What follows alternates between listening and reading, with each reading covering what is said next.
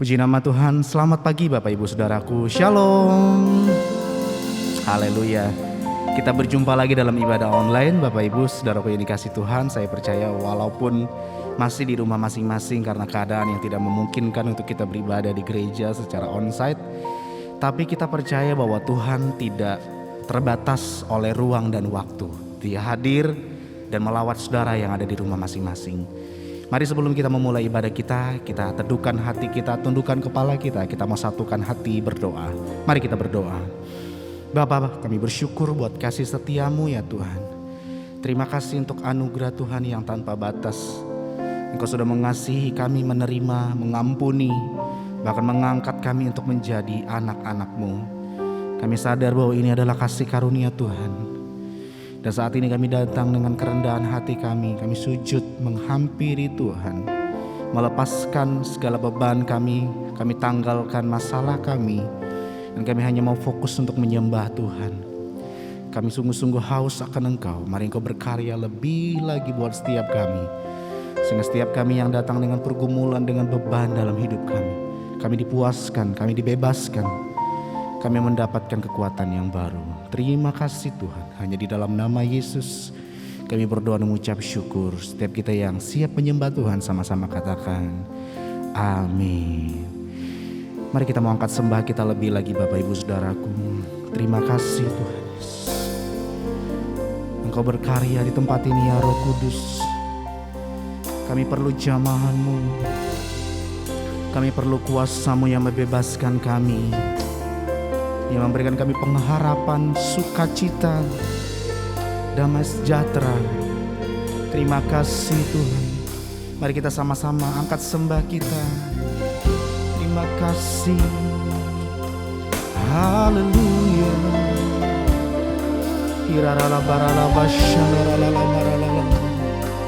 Engkau berkarya di tempat ini ya Roh Kudus.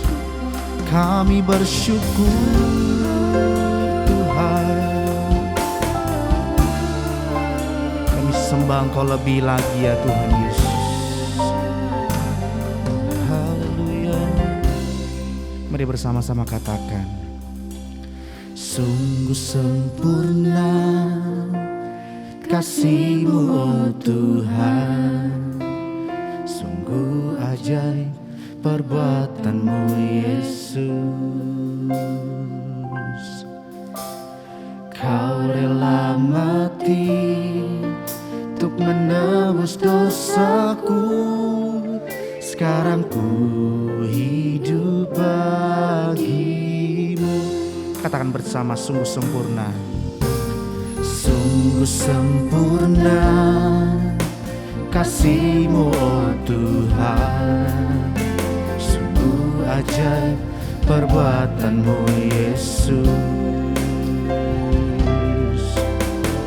Kau rela mati untuk menebus dosaku, sekarang ku hidup bagi-Mu. Angkat kedua tanganmu, katakan, ku ingin setia melayani-Mu Tuhan, dengan segenap jiwa dan ragaku.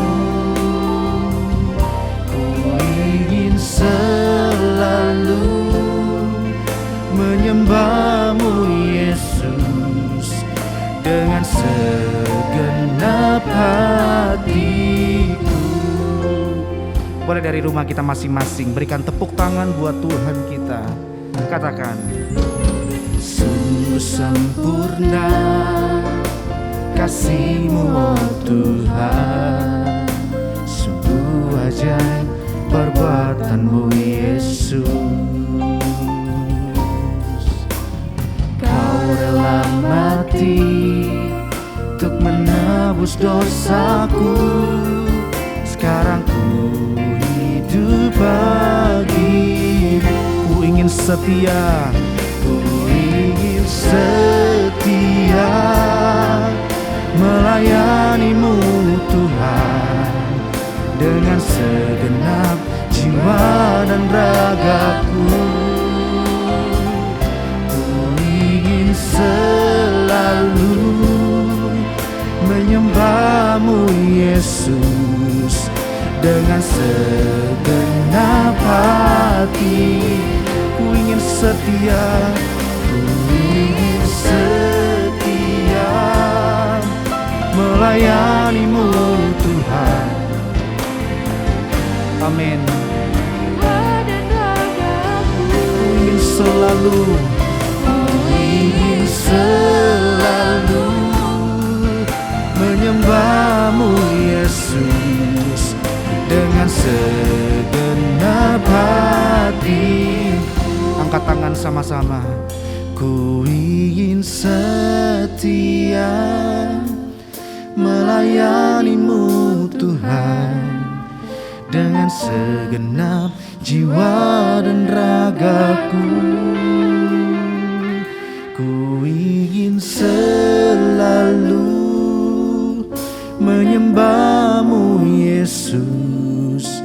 Dengan segenap hati, kami angkat tangan kami, katakan, ku ingin setia melayani-Mu Tuhan. Dengan segenap jiwa dan ragaku,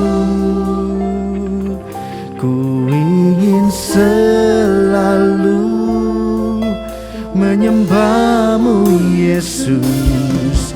Dengan segenap hatiku. Amin. Ku ingin setia melayani-Mu Tuhan. Dengan segenap jiwa dan ragaku, selalu menyembah-Mu Yesus. Dengan segenap hati, lebih sungguh katakan, ku ingin setia melayani-Mu Tuhan. Dengan segenap jiwa dan ragaku, selalu menyembah-Mu Yesus. Dengan segenap hatiku, dengan segenap hatiku, dengan segenap hatiku, dengan segenap hatiku.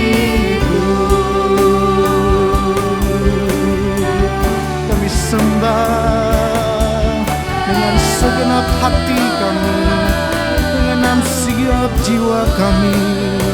Haleluya.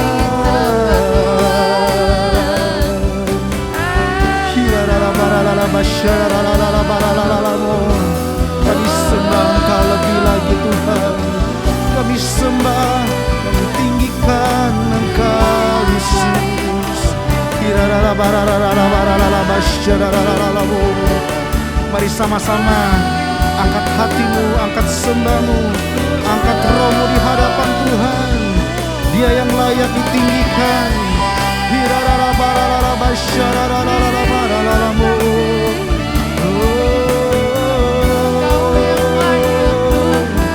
Mari sembah Dia, sembah. Kami sembah Kau Tuhan. Kami tinggikan, sebab Engkau yang layak, Engkau yang layak Tuhan.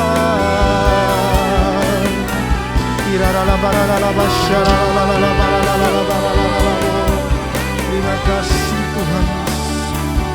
Ku ingin setia melayani-Mu Tuhan.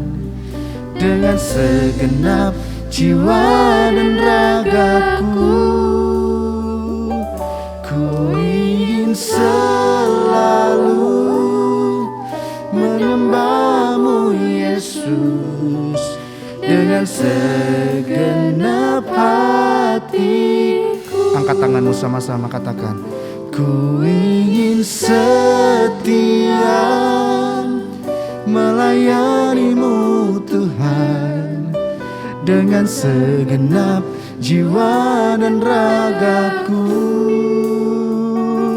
Ku ingin selalu menyembah-Mu Yesus dengan segenap hatiku. Amin. Ku ingin setia melayani-Mu Tuhan dengan segenap jiwa dan ragaku. Ku ingin selalu menyembah-Mu Yesus dengan segenap hatiku. Dengan segenap hatiku.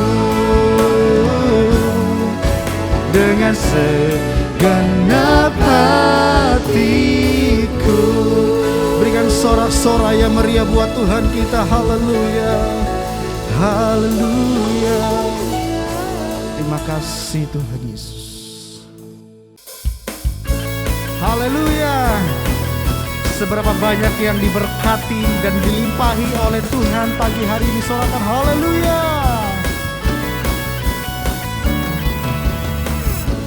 Kasih setiamu nyata bagiku, hikmat kebajikan tersedia bagiku. Katakan, sebab Allah sanggup limpahkan segalanya,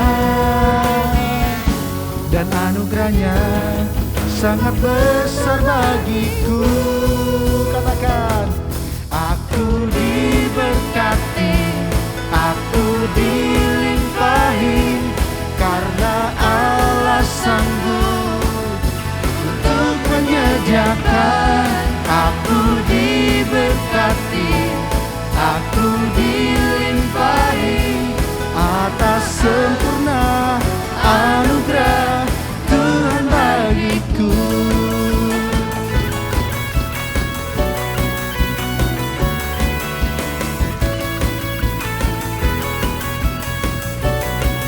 Bersama kita katakan, kasih setiamu nyata bagiku,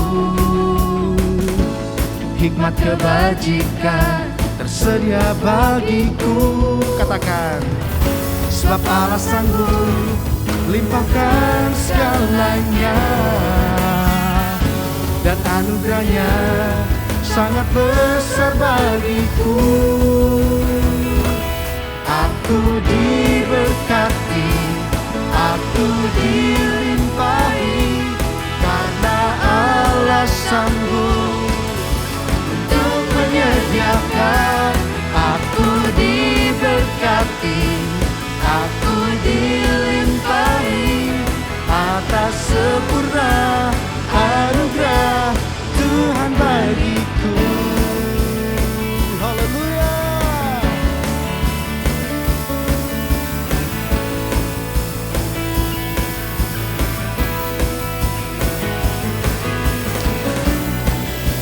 Kami percaya janji-janji-Mu ya Tuhan.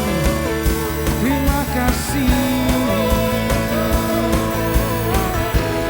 Angkat tangan sama-sama katakan, sebab Allah sanggup limpahkan segalanya,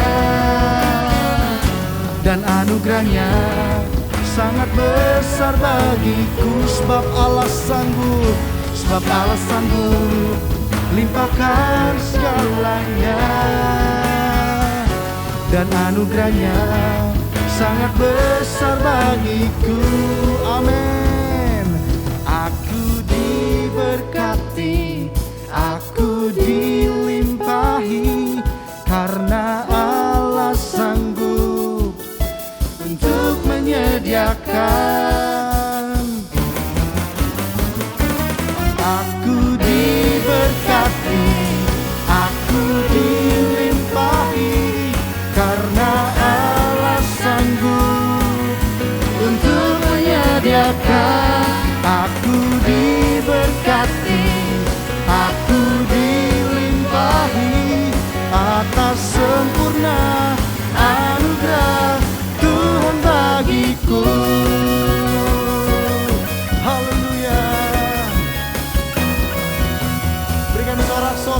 haleluya buat Tuhan kita Bapak Ibu Saudaraku. Haleluya. Terima kasih. Mari kita siapkan hati kita lebih lagi Bapak Ibu Saudaraku. Kita mau terima kebenaran firman Tuhan. Mari kita datang dengan hati yang terang apa adanya, sebab Tuhan ingin kita datang melekat kepada Dia. Terima kasih Tuhan Yesus.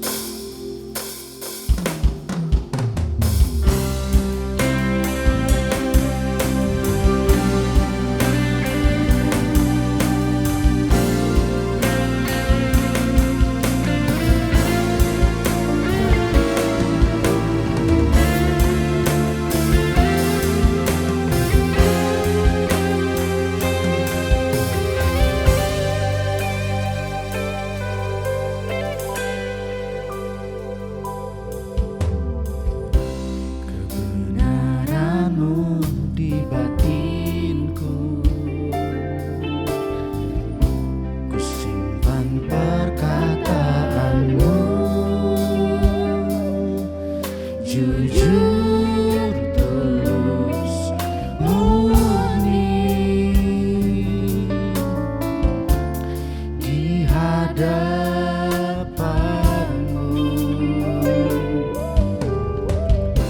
Tak ada selubung kau dapati di dalamku, dan hatiku terbuka untuk kau selidiki selalu.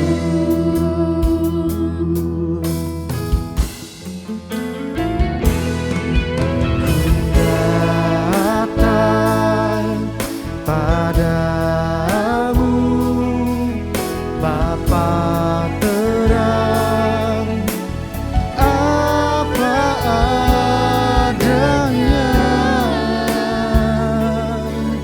tiada yang ku sembunyikan. Amin ya Tuhan. Yang kau lihat padaku, semuanya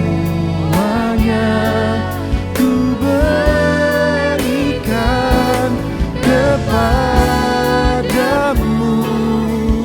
apa adanya, hatiku milikmu.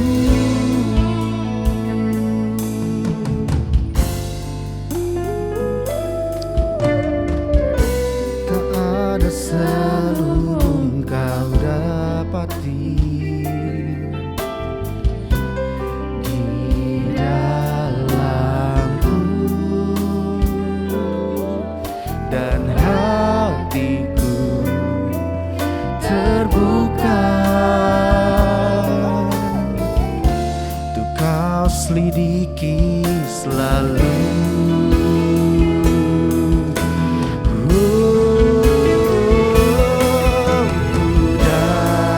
Datang padamu Bapa terang, apa adanya, tiada yang ku sembunyikan.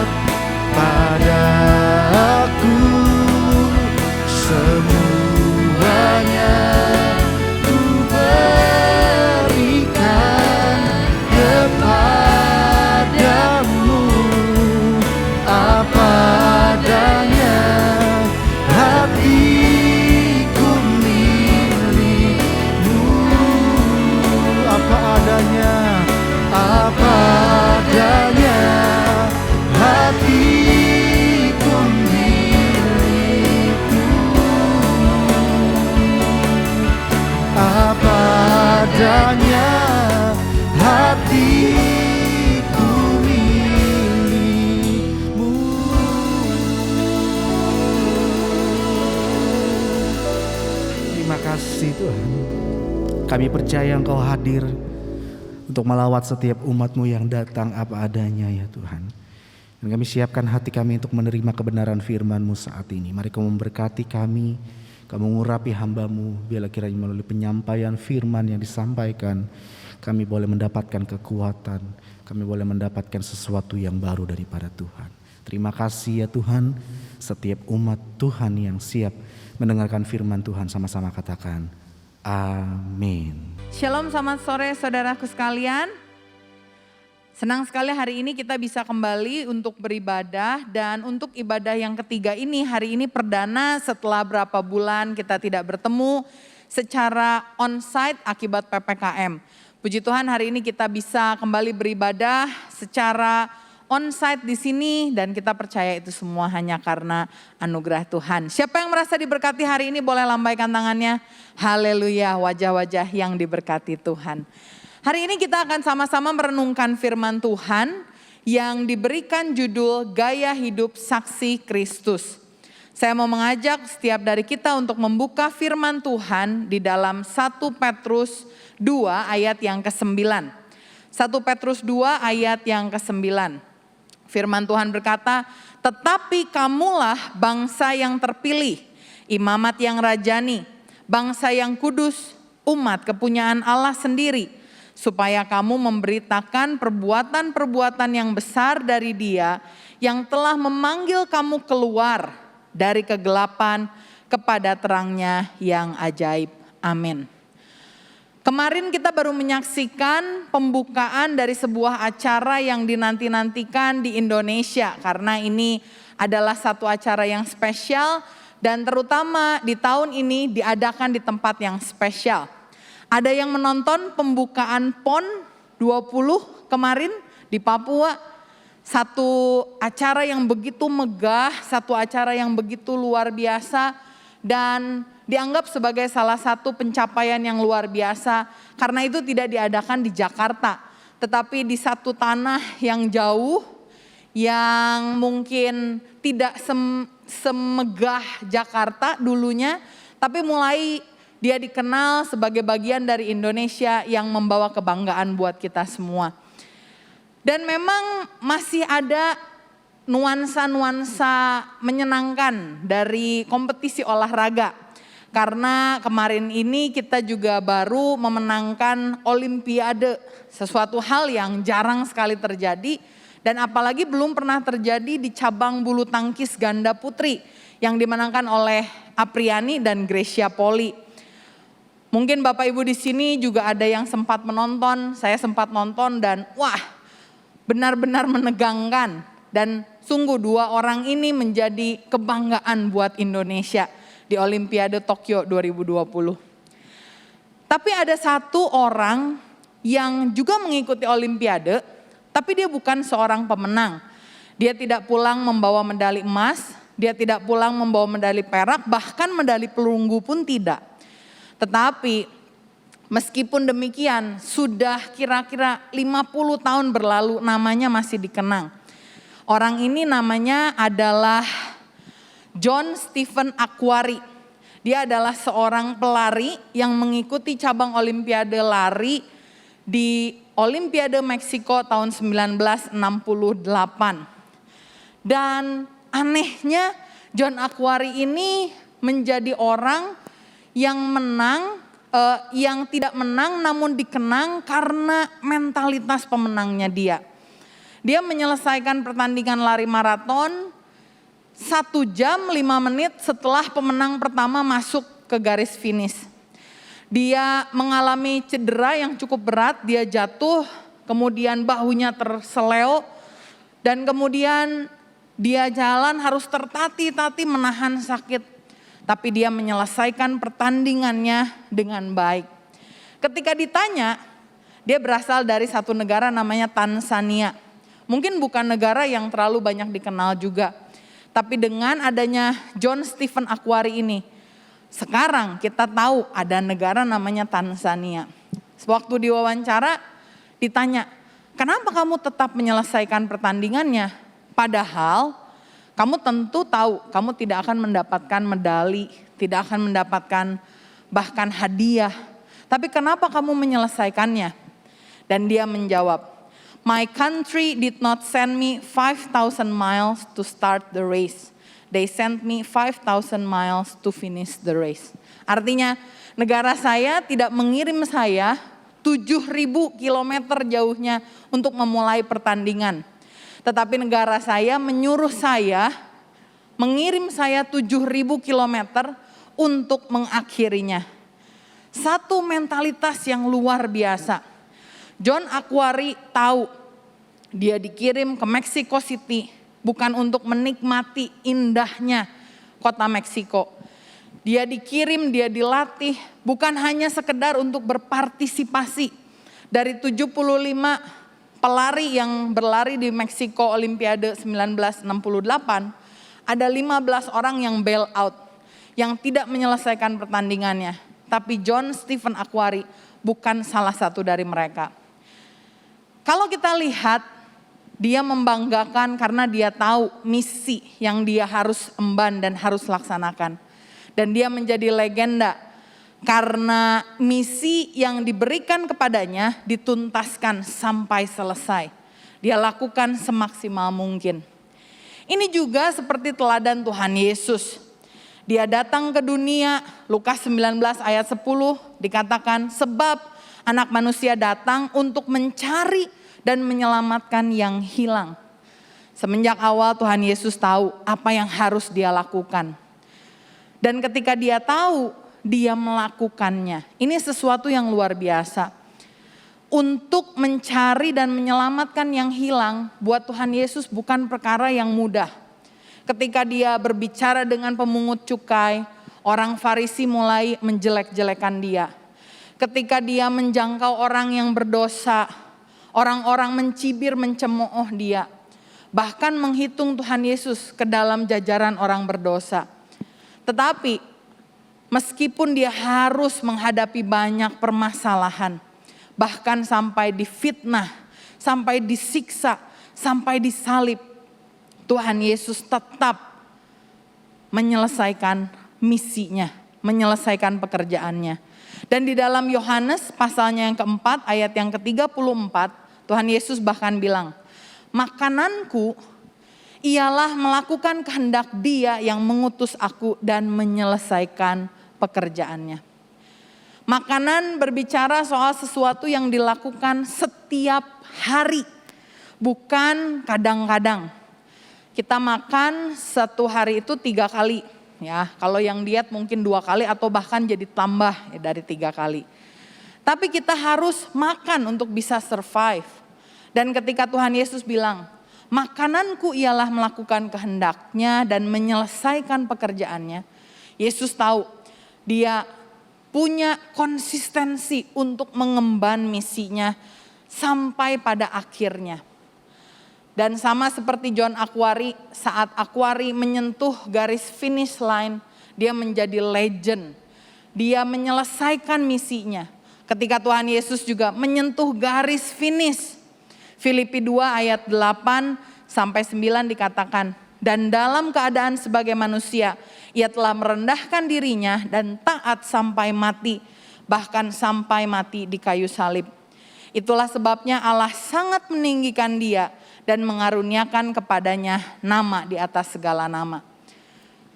Job well done, it is finished.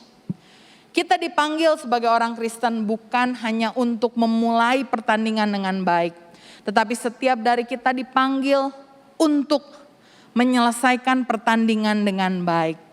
Sebagaimana tadi firman di 1 Petrus 2 ayat 9 dikatakan, karena tetapi kamulah bangsa yang terpilih, imamat yang rajani, bangsa yang kudus, umat kepunyaan Allah sendiri, supaya kamu memberitakan perbuatan-perbuatan yang besar dari Dia yang telah memanggil kamu keluar dari kegelapan kepada terangnya yang ajaib. Dari ayat ini kita menemukan ada 2 misi orang percaya. Yang pertama adalah to know God, untuk mengenal Allah. Yang kedua adalah to make Him known, untuk membuat Allah dikenal. Firman Tuhan tadi bilang, engkau telah dikeluarkan dari kegelapan kepada terangnya yang ajaib. Dan sekarang engkau harus memberitakan perbuatan-perbuatan Dia yang besar. Hari ini saya percaya setiap dari kita, baik yang di onsite maupun yang di online, kalau engkau mengambil waktu khusus untuk datang beribadah, saya percaya setiap dari kita pernah dijamah oleh Tuhan. Setiap dari kita telah dikeluarkan dari kegelapan menuju terangnya yang ajaib. Dan hari ini kita mau merenungkan apa yang kita bisa lakukan untuk melakukan hal yang kedua, untuk membuat Allah dikenal, untuk kita bisa bersaksi. Kalau kita bicara soal bersaksi, mungkin kita takut ya, apalagi kalau kita ngomong soal misi. Kamu mau gak ikut misi? Aduh gak bisa, anak saya masih kecil. Kamu mau gak ikut misi? Enggak bisa, karena saya punya toko harus dijagain. Kamu mau gak ikut misi? Aduh gak bisa, saya udah terlalu tua. Mau gak ikut misi? Gak bisa, saya masih muda. Nanti kalau udah punya uang, udah tua, saya nanti pasti pergi ikut misi. Tapi hari ini kita mau mengerti bahwa misi yang dimaksudkan bukan misi pergi jauh ke pelosok-pelosok desa, enggak. Kita mau belajar bagaimana kita bisa menuntaskan misi itu di lingkungan kita sendiri, di sekitar kita. Dan luar biasanya Tuhan Yesus ketika Dia meminta sesuatu dari kita, Dia udah kasih tahu triknya. Dan ini yang akan kita pelajari hari ini. Bagaimana seorang saksi Kristus hidup. Gaya hidup seperti apa yang kita harus miliki sehingga kita bisa finish the job well, menyelesaikan misi di dalam kehidupan kita. Ada 5 hal yang saya ingin sampaikan dari perenungan saya di kitab Lukas pasalnya yang ke-10.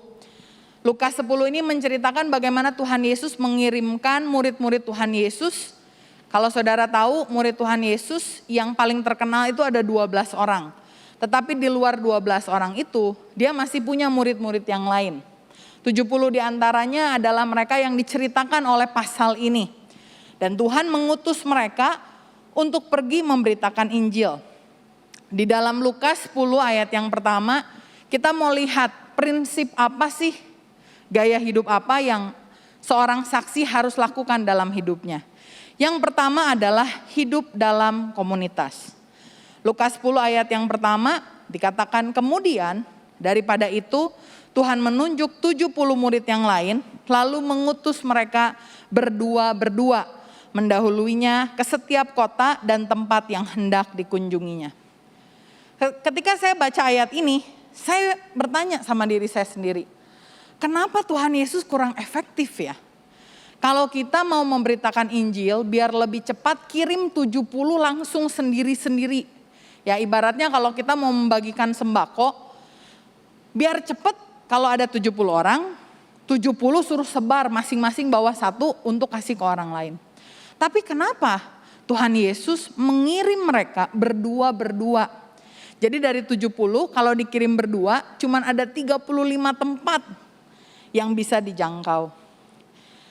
Tapi saya rasa Tuhan Yesus tahu sama nature kita. Tuhan Yesus tahu sifat manusia yang membutuhkan orang lain.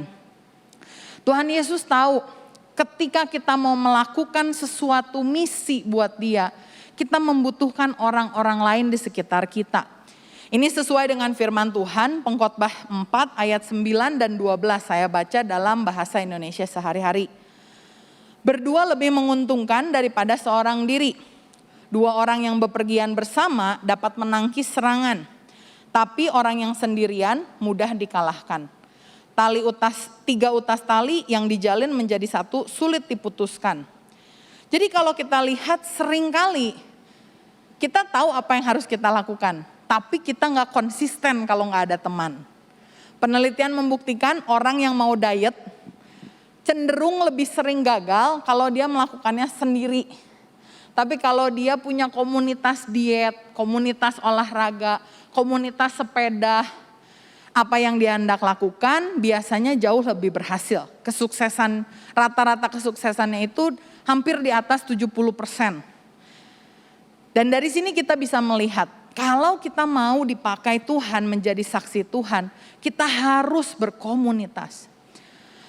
Ada seorang reformator namanya John Wesley. Dia adalah salah satu bapak dari gereja Metodis yang sekarang sangat besar di seluruh dunia. Ketika dia sedang kuliah, dia tahu bahwa dia membutuhkan orang lain untuk dia bisa bercerita, untuk dia bisa accountability, bertanggung jawab. Dan setiap 3-4 hari dalam seminggu, setiap sore dia ketemu beberapa orang temannya laki-laki yang cek dia, hari ini kamu ngapain ya? Ada dosa nggak yang dilakukan? Kamu baca Alkitabnya gimana? Kemarin baca buku apa dan sebagainya. John Wesley padahal seorang bapak reformator yang luar biasa. Dia tetap sadar dia membutuhkan seseorang. Dan kalau saya lihat di dalam Alkitab, Rasul Paulus adalah rasul yang luar biasa. Ketika dia menanam gereja, biasanya gerejanya tumbuh ya. Tapi ada satu kota di mana Paulus pergi sendiri, namanya kota Athena. Dia pergi di sana sendiri dan tidak pernah ada gereja di Athena. Dari sini kita bisa belajar bahwa kalau kita benar mau tumbuh di dalam Tuhan, mengerjakan misi, mengenal Tuhan dan membuat dia dikenal, kita harus berkomunitas. Bersyukur di gereja kita punya yang disebut dengan Bethel Community atau BCOM. Ya, ini adalah komsel-komsel yang sekarang rata-rata online. Ya, komsel ini dilakukan hampir setiap hari. Ya, Senin, Selasa, Rabu, Jumat, Sabtu, Minggu ibadah. Ya. Jadi saudara-saudara, hari ini kalau saudara belum ikut BCOM, saya mau bilang yang rugi bukan gereja. Yang rugi adalah saudara. Karena bagaimana kita bisa tahu perkembangan saudara saat ini. Apalagi dengan protokol ketat, kita ngobrol pun jadi sulit. Kadang dari sini, dari mimbar atau dari belakang pun kita menerka-nerka, ini siapa ya, soalnya pakai masker. Karena itu pastikan Bapak Ibu tergabung di dalam Bethel Community. Saya udah sediakan linknya di sana, silakan bergabung gratis. Nanti datanya akan kita proses, usia berapa, kemudian pekerjaannya apa, kita akan kenalkan dengan pemimpin kelompok sel, di mana kita bisa bertumbuh bersama-sama. Saya yakin kita bisa jauh lebih bertumbuh kalau kita bergabung di dalam kelompok sel. Jadi silahkan Bapak, Ibu, Saudara yang belum ikut komunitas sel, jangan takut untuk mencoba. Biasanya orang Indo suka yang gratis ya, ini gratis. Kalau nggak suka nanti bisa pindah, ya coba dulu.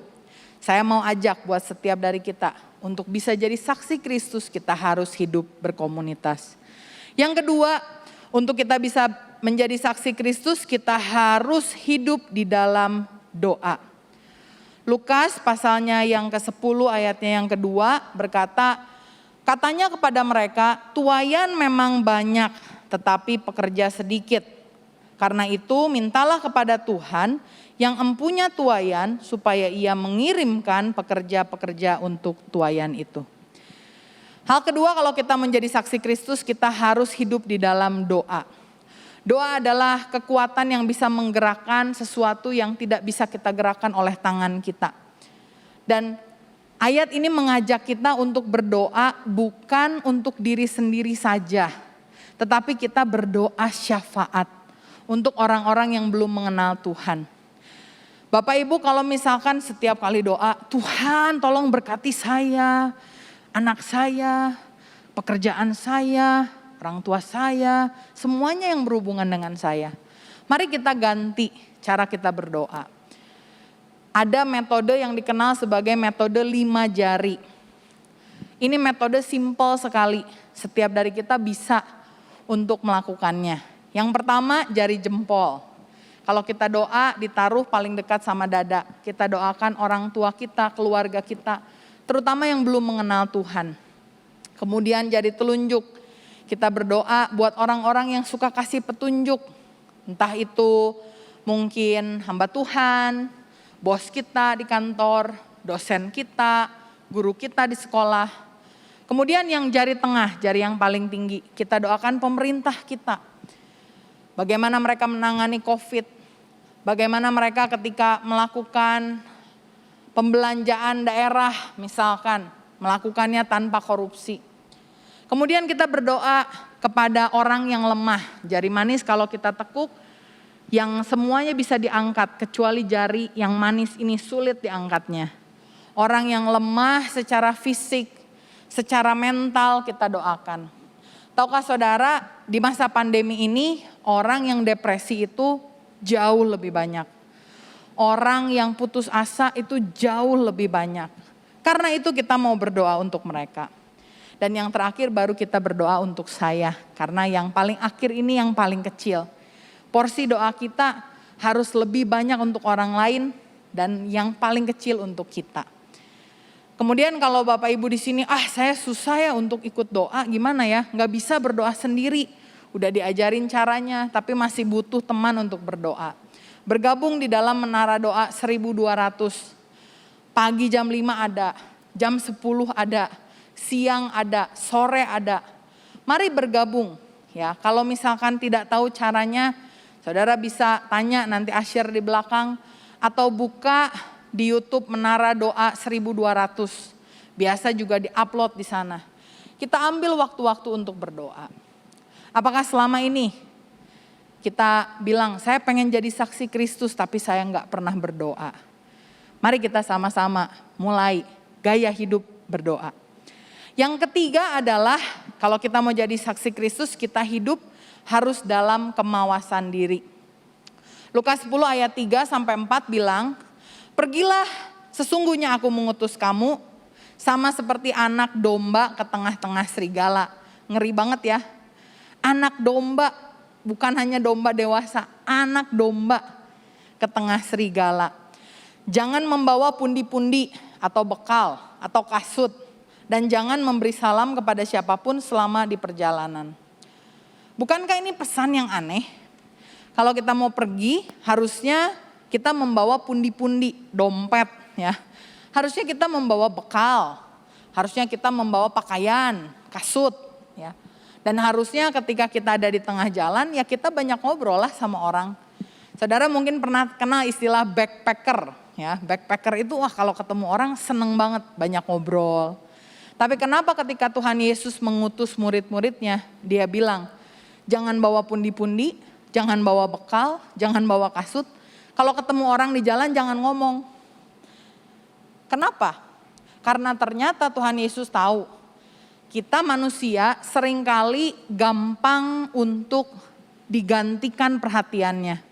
Seringkali fokus kita hilang di tengah jalan.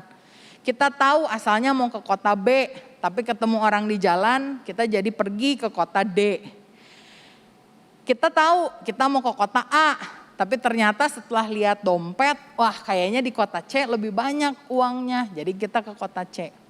Karena itu kita belajar untuk menentukan prioritas kita dan mengingat fokus kita.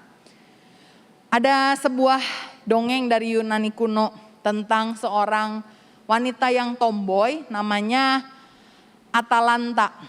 Dia adalah perempuan yang gak mau menikah. Papahnya udah bingung, aduh ini gimana ya, anak gadis satu-satunya gak mau menikah. Atalanta bilang, saya gak mau menikah karena pria-pria itu semua lebih lemah dari saya. Bisa dibuktikan kalau ada orang yang bisa lari mengalahkan saya mau menikah sama dia. Akhirnya papanya setuju dan bilang oke, saya akan kasih sayembara, saya buka buat pria-pria, kan banyak yang suka sama kamu, tapi kamunya aja yang gak mau, banyak milih katanya. Si Atalanta bilang ya saya pengennya yang bisa mengalahkan saya dong. Akhirnya dia coba, ada banyak pria yang coba kalahkan Atalanta ini, gak ada yang menang satupun karena memang Atalanta jago lari. Datanglah seorang pria namanya Melanion. Dia datang dan kelihatannya bukan orang yang jago lari. Dan dia juga bilang, saya tuh sebenarnya gak jago lari tapi saya mau coba. Dia datang, dia membawa 3 buah apel emas. Dia siapkan di dalam kantung dan ada yang tanya, kamu kenapa ngapain bawa apel emas gitu, dibawa lari kan berat. Melanion bilang, enggak apa-apa, saya mau bawa. Melanion mulai berlari, wah sekuat tenaga, dan gak lama bener Atalanta udah mau nyusul dia. Ketika dia mau nyusul, si Melanion keluarin apel emasnya dan dia lempar ke sisi. Apel emasnya menggelinding terus jauh. Atalanta bingung, itu tadi apa ya? Lalu dia pikir, nanti kalau saya ambil dulu itu barang yang dilempar, saya nanti kejar lagi juga keburu. Benar, akhirnya Atalanta lari ke sebelah kanan. Dia coba temukan apel emas ini di semak-semak. Dia ketemu, dia lihat, dan dia bilang, aduh bagus banget ini apel emas ya. Dia pandangi, dia lihat. Tiba-tiba dia ingat, loh saya kan lagi lomba ya. Wah akhirnya dia balik lagi ke run track-nya. Dia coba kejar si Melanion. Dan di tengah jalan waktu mau tersusul, Melanion lakukan trik yang sama. Dia lempar lagi apel emasnya. Dan kemudian Atalanta mengulangi kesalahan yang sama. Itu apa ya? Dia cari, dia temukan, dia lihat keindahannya. Dia baru ingat, aduh ikut lomba. Dia balik lagi kejar si Melanion. Dan terakhir, hampir masuk ke garis finish. Melanion menggelontorkan apel emas yang terakhir. Dan kemudian si Atalanta kembali terjebak. Dan kemudian pertandingan dimenangkan oleh Melanion. Sehingga mereka berdua akhirnya menikah. Apakah apel emas di dalam kehidupan kita? Apakah itu posesi kita, keuangan kita, kekayaan kita? Apakah itu profesi kita, usaha, bisnis, toko, pekerjaan kita? Ataukah itu pergaulan kita? Mungkin teman-teman yang kita pertahankan, yang membuat kita gak fokus mengejar Tuhan. Biasa orang-orang yang mulai masuk ke tahun baru bilang, saya tahun ini mau lebih sungguh-sungguh sama Tuhan. Mau lebih cari jiwa sama Tuhan. Mau lebih baca Alkitab sama Tuhan. Tapi dikenalkan sama orang, distraction, gangguan yang lain. Fokus kita jadi beralih ke sana. Ingat ini, prinsip yang dipakai oleh setan. If the devil cannot destroy you, it will try to distract you. Jika iblis tidak bisa menghancurkanmu, dia akan coba untuk mengalihkan perhatianmu. Hati-hati, kalau dia gak bisa menghancurkan kita, dia akan buat kita fokus hati kita beralih dari Tuhan. Karena itu kita perhatikan, jangan sampai kita salah. 1 Korintus 9 ayat 24, firman Tuhan mengingatkan kita. Dikatakan, tidak tahukah kamu bahwa dalam gelanggang pertandingan semua peserta turut berlari. Tetapi hanya satu orang saja yang memperoleh hadiah. Karena itu larilah begitu rupa sehingga kamu memperolehnya. Jangan kita sama seperti Atalanta. Terdistract, kita lupa kita sedang berlari. Ada pertandingan yang kita harus selesaikan. Hari ini jangan biarkan posesi atau profesi atau pergaulan kita merusakkan pandangan kita kepada Tuhan. Yang keempat, cara hidup saksi Tuhan adalah hidup dalam persahabatan. Firman Tuhan ayat yang kelima masih dalam Lukas 10 berkata, kalau kamu memasuki suatu rumah, katakan lebih dahulu, damai sejahtera bagi rumah ini. Dan jikalau di situ ada orang yang layak menerima damai sejahtera, maka salammu itu akan tinggal atasnya. Tetapi jika tidak, salammu itu akan kembali kepadamu. Tinggallah dalam rumah itu, makan dan minumlah apa yang diberikan orang kepadamu. Sebab seorang pekerja patut mendapat upahnya. Janganlah berpindah-pindah rumah. Dan jikalau kamu masuk ke dalam sebuah kota dan kamu diterima di situ, makanlah apa yang dihidangkan kepadamu. Ini menunjukkan satu gaya hidup yang friendly. Bukan hanya berpikir tentang aku, saya untungnya apa. Firman Tuhan bilang kalau dikasih makan, makan. Jangan bilang saya gak suka makanan ini. Ini makanannya gak enak, enggak. Firman Tuhan bilang makan aja. Artinya bangun persahabatan dengan baik. Cara bersaksi yang paling efektif adalah melalui persahabatan. Friendship evangelism, saat sahabat kita cerita sama kita, disitulah waktu kita untuk memberitakan firman Tuhan. Aduh, saya susah banget nggak bisa bantuin orang. Saya mau kasih tips sederhana. Coba belajar untuk tanyakan 3 hal ini kalau Bapak Ibu Saudara mau tolong orang. Yang pertama tanya, apa kabar? Jangan basa-basi ya. Orang Indonesia itu biasa kalau ditanya apa kabar, baik-baik gitu ya, padahal lagi nggak baik. Apa kabar? Dari pertanyaan apa kabar ini, saudara bisa dikejutkan sama banyak jawaban. 2 tahun terakhir ini saya mulai mengembangkan satu kebiasaan baru yang sebelumnya saya juga nggak lakukan. Kalau ada orang ulang tahun, saya telepon dia. Saya tanya, gimana, apa kabar? Awalnya orang canggung. Tapi saya tanya, beneran saya tanya, kamu baik? Mulai dia bilang, sebenarnya aduh gimana ya ceritanya, mulai dari mana? Kalau kita tanya apa kabar, ada orang-orang yang membutuhkan encouragement kita, membutuhkan keberadaan perhatian kita. Yang kedua tanya, apa yang bisa saya bantu? Ya.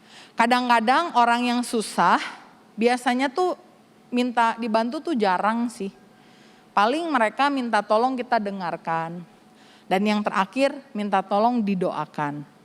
Tapi perhatian kita itu benar-benar memberkati mereka. Dan mereka bisa merasakan kasih Kristus lewat kehidupan kita. Sehingga hidup kita berdampak. Lakukan hal ini, sederhana sekali. Kalau lagi ulang tahun memang ada momennya, telepon mereka. Biasa kalau kita sekarang, dulu kalau kita orang ulang tahun lebih spesial ya. Kasih kado ya, atau misalkan pakai kartu. Sekarang kartu udah nggak terlalu ada. Pindah ke email. Ya, kartu email. Dulu kan kalau saya ingat dibuka, klik emailnya, wah langsung ada pop up. Happy birthday gitu ya. Waktu zamannya BlackBerry ada juga ya emoticon. Kalau sekarang WA cuman HBD GBU gitu ya. Yuk kita pakai waktu orang ulang tahun. Kita telepon, kita tanyakan, apa kabar? Kita tanyakan, apa yang bisa saya bantu? Kita tanyakan, apa yang bisa saya doakan? Dari sini kita bisa membangun persahabatan yang tulus dengan dia. Ini yang terakhir, yang paling penting adalah hidup dalam kuasa dan kesaksian. Firman Tuhan Lukas 10 ayat 9 bilang, dan sembuhkanlah orang-orang sakit yang ada di situ dan katakanlah kepada mereka, kerajaan Allah sudah dekat padamu. Yesus mengutus kita bukan ke tempat-tempat yang aman, tetapi ke tempat-tempat di mana ada orang sakit di sana. Dan jangan sampai ketika kita bertemu dengan orang sakit, kita malah nggak pede, kita malah bingung ini harus gimana ya. Kita malah acuh tak acuh. Tidak. Di dalam Markus pasalnya yang ke-16 ayat 15 sampai 18 firman Tuhan bilang, lalu ia berkata kepada mereka, pergilah ke seluruh dunia, beritakanlah Injil kepada segala makhluk. Siapa yang percaya dan dibaptis akan diselamatkan, tetapi siapa yang tidak percaya akan dihukum. Tanda-tanda ini menyertai orang percaya. Siapa yang di sini percaya Tuhan Yesus boleh angkat tangan? Berarti ini adalah tanda-tanda yang Tuhan berikan sama saudara. Karena firman Tuhan bilang begini, tanda-tanda ini akan menyertai orang-orang percaya. Kalau kita percaya, tanda-tanda ini jadi milik kita. Mereka akan mengusir setan demi namaku. Mereka akan berbicara dalam bahasa-bahasa yang baru bagi mereka. Mereka akan memegang ular dan sekalipun mereka minum racun maut, mereka tidak akan mendapat celaka. Mereka akan meletakkan tangannya atas orang sakit dan orang itu akan sembuh. Jangan pulang dari sini langsung cari ular, bukan. Tapi firman Tuhan bilang, kalau kamu mau memberitakan Injilku, ketika ada situasi yang terjadi, yakinlah Roh Kudus beserta dengan kita. Bukan kita mau mencobai Tuhan, tapi kita mau mengklaim janji Tuhan. Bahwa kalau ada orang sakit, kita tumpangkan tangan, dia sembuh. Dan firman Tuhan mengingatkan kita, sembuhkan mereka dan setelah itu beritakan Injil kepada mereka. Akhir-akhir ini ketika sedang pandemi banyak orang sakit, bukan hanya sakit COVID, Tapi banyak hal-hal lain, sakit hati, sakit kepala karena pusing memikirkan masa depan. Dan orang-orang inilah yang seharusnya kita dukung dan kita doakan. Mari kita ingat bahwa kita hidup bukan hanya sekedar numpang lewat. Kita bukan hidup hanya sekedar mulai hidup dan akhirnya gak tahu seperti apa. Tapi mari kita meneladani John Stephen Akhwari. Dia mengerti misinya dikirim bukan untuk memulai pertandingan tetapi menyelesaikannya. Kita meneladani Tuhan Yesus Kristus. Dia datang ke dunia, dia tahu dia bukan hanya datang untuk dilahirkan, tetapi dia datang untuk mengorbankan dirinya di atas kayu salib. Dan kita juga, kita tahu kita dilahirkan, kita dipindahkan dari gelap kepada terangnya yang ajaib. Bukan hanya untuk diri kita sendiri, tetapi kita dipanggil untuk memberitakan perbuatan-perbuatan Tuhan yang besar dan ajaib dalam kehidupan kita bagi orang-orang sekitar kita. Amin. Siapa yang di sini mau jadi saksi Tuhan? Lakukan 5 hal tadi dan saya percaya akan ada jiwa-jiwa yang Tuhan berikan kepada saudara. Dan ketika kita menghadap Tuhan, Tuhan akan bilang, job well done. Engkau adalah hambaku yang baik dan setia. Mari kita sama-sama tundukkan kepala. Kita mau siapkan hati kita. Sambil kita juga mau mempersiapkan diri kita untuk mengikuti perjamuan kudus. Ku yakin saat kau berfirman, ku menang saat kau bertindak. Hidupku hanya ditentukan oleh perkataanmu. Amin. Ku aman karena kau menjaga, ku kuat karena kau menopang. Hidupku hanya ditentukan oleh kuasa-Mu.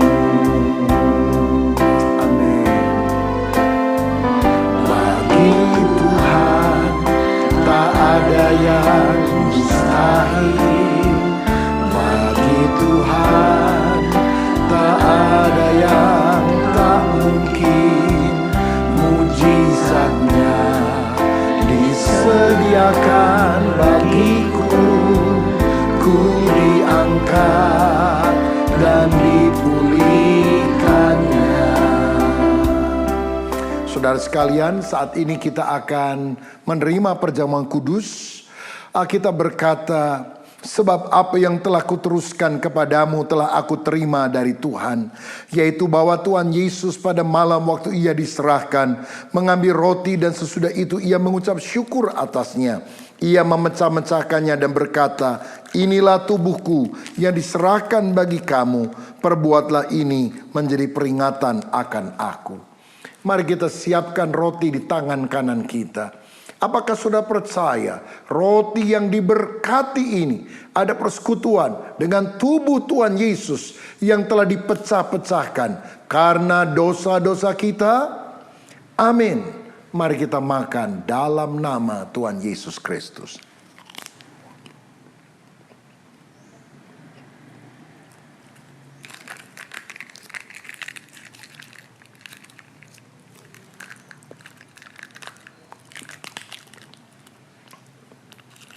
Selanjutnya firman Tuhan berkata, demikian juga ia mengambil cawan sesudah makan, lalu berkata, cawan ini adalah perjanjian baru yang dimateraikan oleh darahku. Perbuatlah ini setiap kali kamu meminumnya menjadi peringatan akan aku. Sebab setiap kali kamu makan roti ini dan minum cawan ini, kamu memberitakan kematian Tuhan sampai ia datang. Apakah sudah percaya anggur yang sudah diberkati adalah persekutuan dengan darah Tuhan Yesus Kristus yang telah dicurahkan untuk menebus kita dari segala dosa? Amin. Mari kita minum dalam nama Tuhan Yesus. Terima kasih Tuhan untuk kebaikan-Mu, untuk penebusan-Mu, untuk apa yang sudah Engkau lakukan. Biar hidup kami selalu bergantung kepada kebenaran firman-Mu. Bagi Tuhan tak ada yang mustahil. Bagi Tuhan tak ada yang tak mungkin. Mujizatnya disediakan bagiku. Ku diangkat dan dipulihkannya. Ku diangkat dan dipulihkannya. Ku diangkat dan dipulihkannya. Bapak, terima kasih untuk firman-Mu, juga terima kasih untuk perjamuan kudus. Di dalam nama Yesus, amin.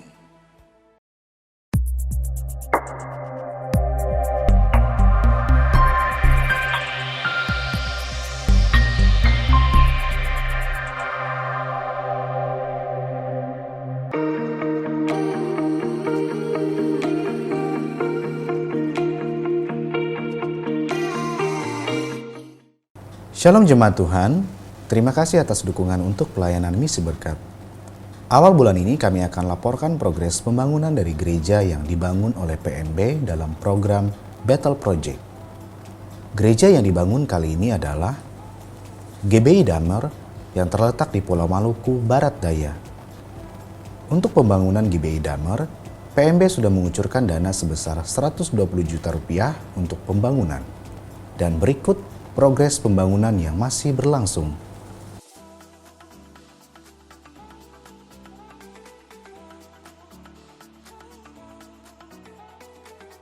Gereja kedua yang sedang kita bangun adalah GBI Tanah Rara Tabundung yang terletak di Pulau Sumba, Provinsi Nusa Tenggara Timur.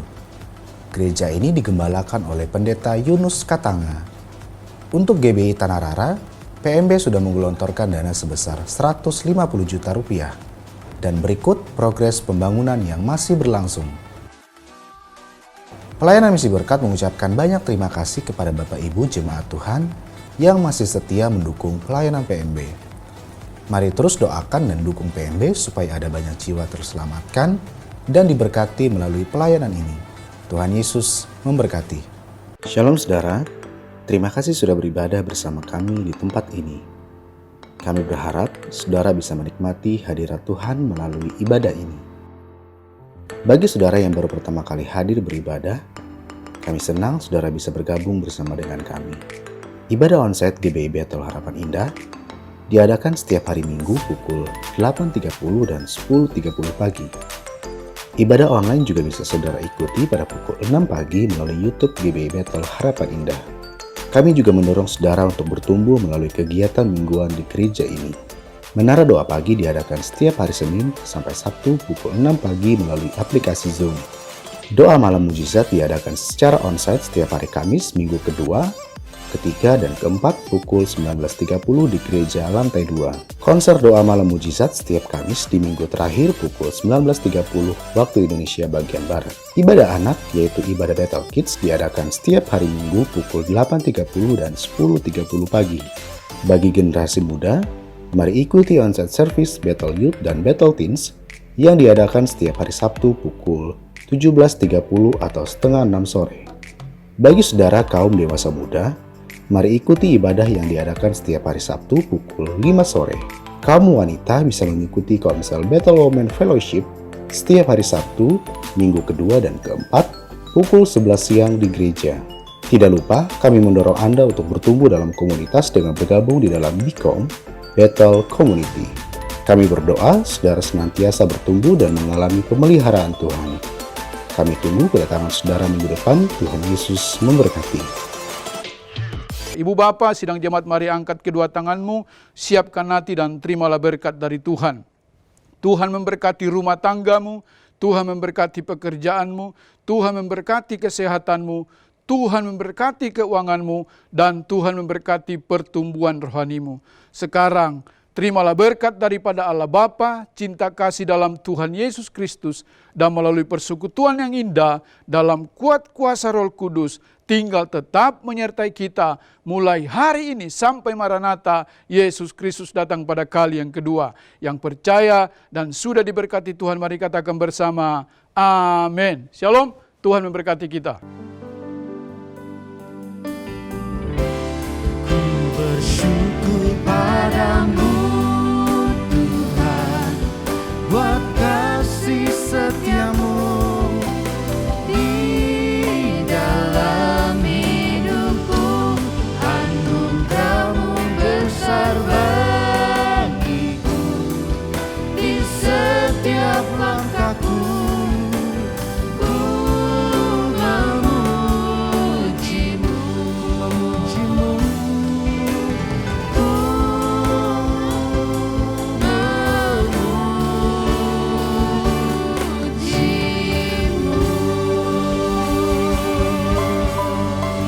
Puji nama Tuhan, Bapak Ibu Saudaraku, selamat hari Minggu, sampai jumpa minggu depan. God bless you.